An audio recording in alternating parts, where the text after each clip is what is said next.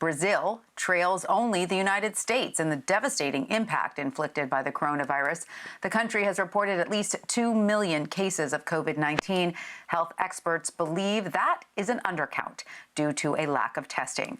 There are more than 80,000 deaths, with nearly 1,000 Brazilians dying every day since late May. Mauricio Savarese covers Brazil and the coronavirus for the Associated Press, and he joins me now from Sao Paulo. Mauricio, welcome. Why is the pandemic hitting Brazil as hard as it is, and where are the biggest hotspots right now?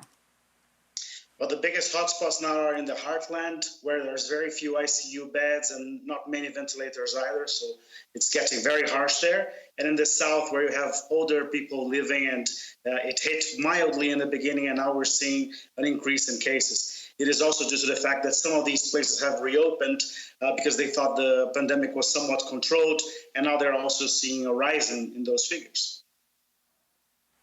And Mauricio, as we've reported, Brazilian President Jair Bolsonaro tested positive for the coronavirus. How is he recovering?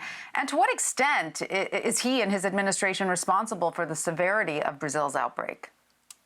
What the experts say is that there's a lack of national coordination in Brazil, so the efforts of the governors and mayors are really hindered by the Bolsonaro presidency disbelief in the seriousness of the crisis. So when President Bolsonaro compared COVID-19 to a little flu, more people started going out, many of them unmasked. You see those supporters still raging against social distancing, and that has taken a toll, according to many mayors and many governors. The president has recovered well, at least that's what we can see from his live broadcasts every night. He goes out to greet supporters, not with his hands this time, but it seems that he still doesn't believe in the seriousness of the crisis, and recommends the anti-malarial drug as a savior for the coronavirus, or at least in his case.